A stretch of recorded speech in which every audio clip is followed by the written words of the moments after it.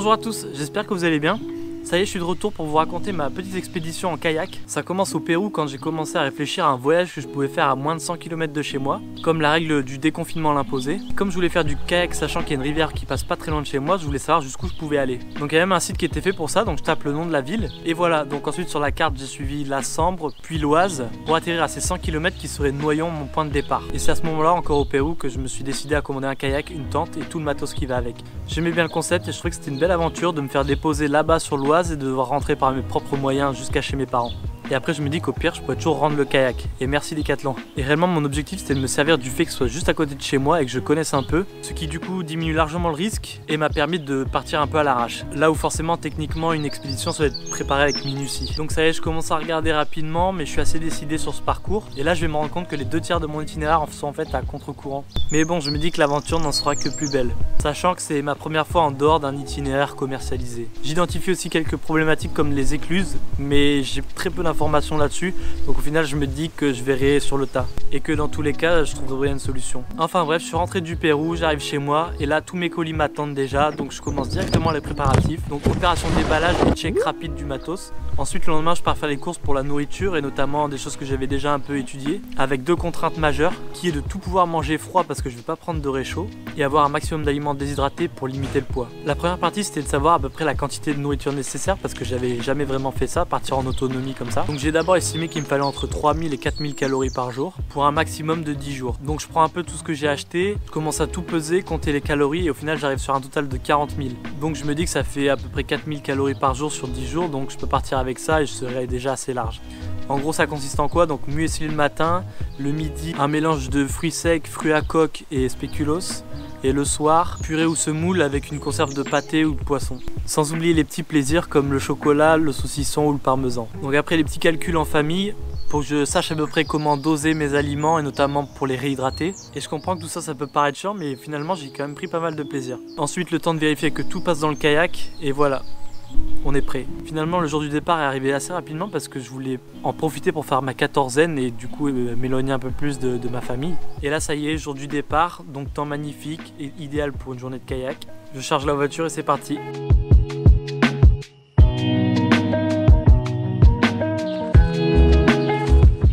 En arrivant, j'ai commencé à repérer un peu par où je pouvais commencer et finalement je trouve une pâture qui me donne un accès plus ou moins bien à l'Oise.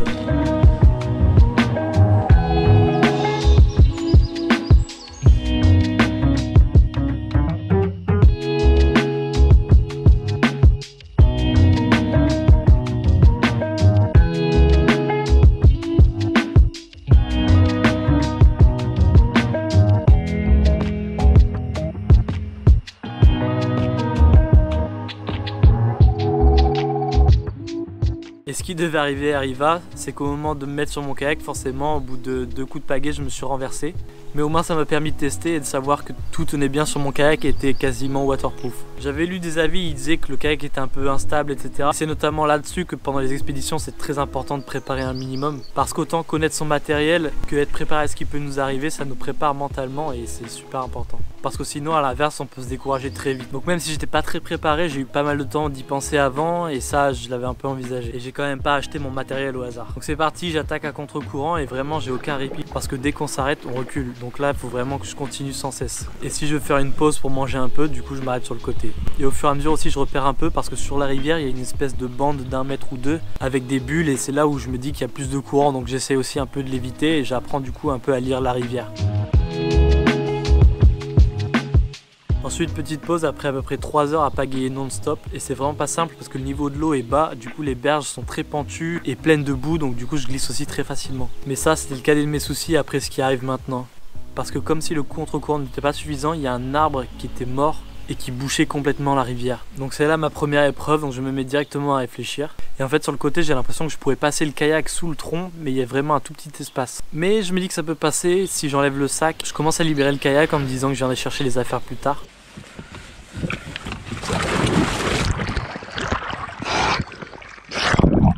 Et elle était vraiment froide, parce que je vous rappelle, mois de mai dans le nord,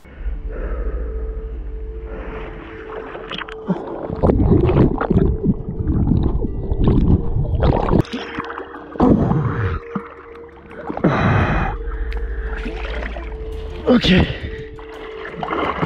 Ok. Ça passe. Ouf. Ah putain. Qu'est-ce qu'il y a là? Qui passe pas? Ok.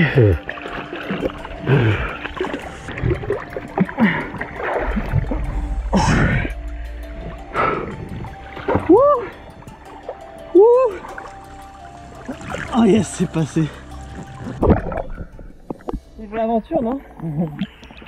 Et là je croyais que le plus dur était passé, mais j'en étais bien loin. Parce que comme l'arbre bouchait une partie de la rivière, en fait à ce niveau-là, le courant était un peu plus fort, ce qui fait que le kayak était plaqué contre le tronc. Je me décide ensuite de monter sur le tronc pour rejoindre mon kayak et essayer d'en sortir de là avec ma pagaie.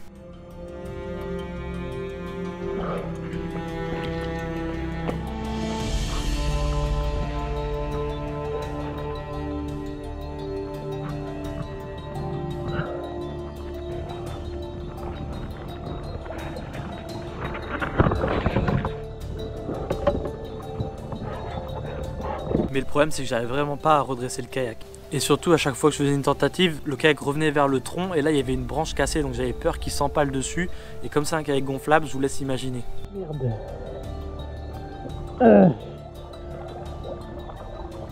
Allez. Ah putain, j'arrive pas. Je vais essayer de le pagayer.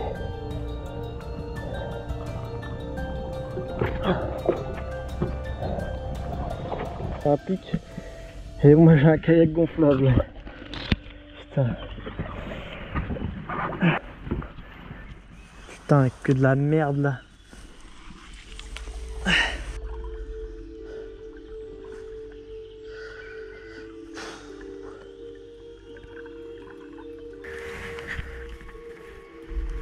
Ah putain. Kilo de merde là. À ce moment-là, j'essaie aussi de voir si je peux bouger quelques débris, mais vraiment en vain. Et finalement, je me remets à l'eau et j'arrive à pousser le kayak et à nager derrière pour finalement le sortir de ce petit courant. Et j'arrive enfin à un endroit plus calme, mais là, à ce moment-là, je dois retourner chercher mes affaires. Donc plutôt de retourner dans le courant, en fait, je me dis que je vais remonter, trouver une route et rejoindre ce passage. Donc pareil, j'essaye de remonter, mais en fait, c'est une pente terreuse à peu près à 45 degrés. Donc avec une planche, j'essaye de faire une petite marche. Et finalement, j'arriverai à monter sans trop glisser.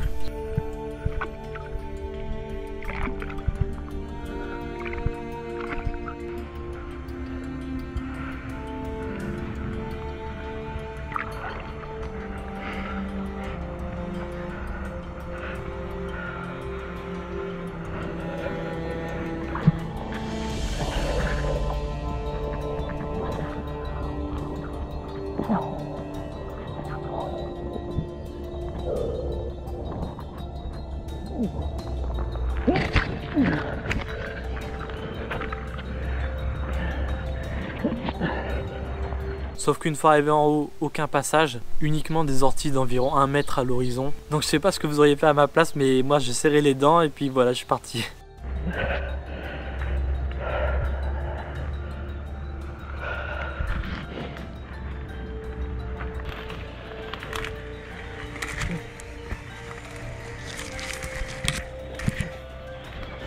Ah putain!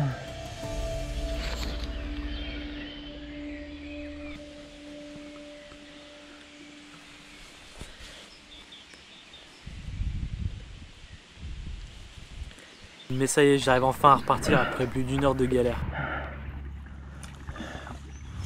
Wouh! Wouhou!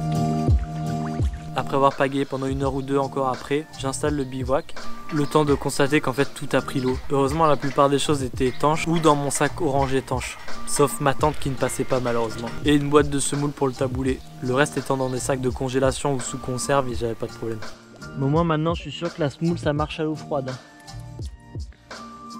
Et il faisait beau donc la tente a vite séché heureusement. Et c'est parti pour le 2e jour. Mais en milieu de journée je me rends compte que niveau timing ça va pas le faire du tout. La distance est beaucoup trop grande et le contre-courant est trop difficile par moment. Donc j'arriverai jamais à atteindre mon objectif. Donc je me décide à rejoindre le canal qui lui est vraiment tout droit comparé à l'Oise qui a des méandres assez prononcés. Et c'est là que j'ai découvert qu'on faisait des ponts canaux. Assez impressionnant je dois dire. Donc pour ce coup là c'était raté pour rejoindre le canal mais j'avais une autre piste plus tard.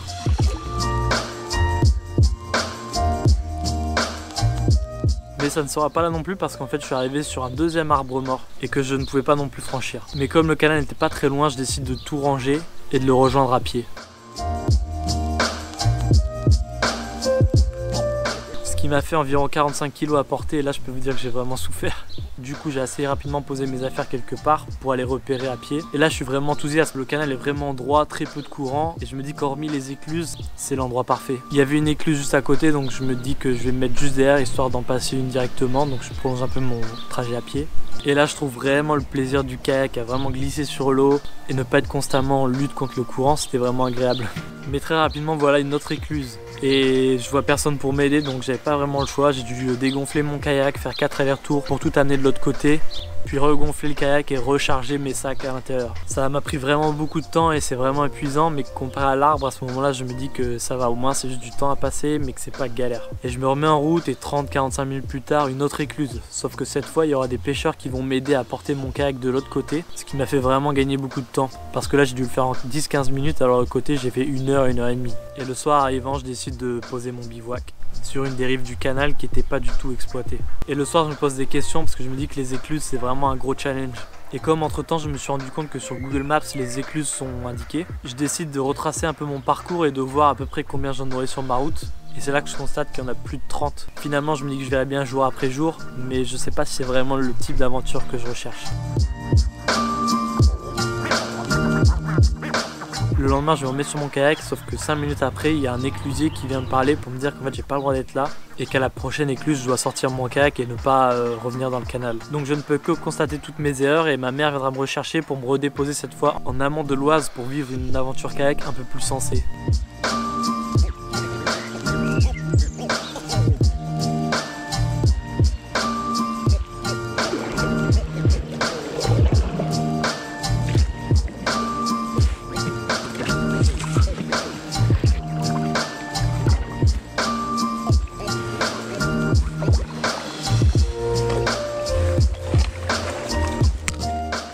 Peu après mon départ, je tombe sur une petite plage et là mon objectif c'est vraiment de profiter de cette descente de kayak et je suis plus dans un objectif de distance et de temps, donc j'essaie d'en profiter vraiment un maximum, juste au moment où la pluie fait son apparition.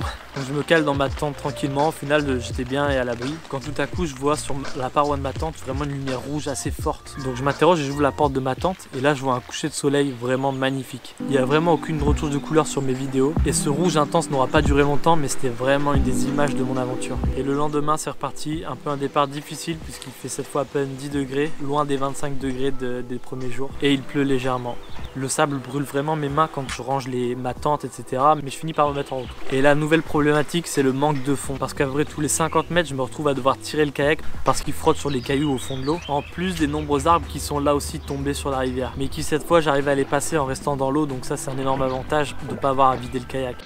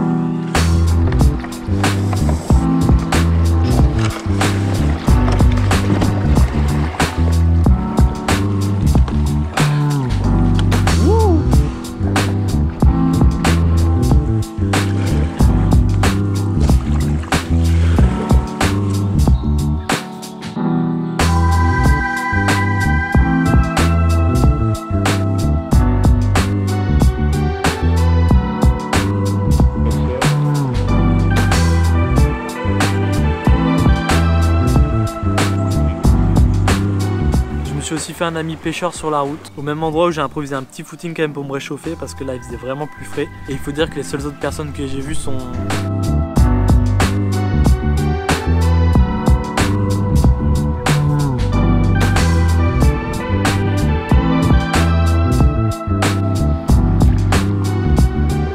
J'ai continué un peu toute la journée comme ça, à tirer mon kayak, à me mettre dessus et alterner comme ça. Quand la pluie a commencé à faire son apparition et puis finalement l'orage, donc c'est là où j'ai décidé de m'installer. Et le lendemain on repart sur les mêmes bases, beaucoup de passages à faire à pied, des arbres morts et des passages en kayak qui me semblent beaucoup trop rares.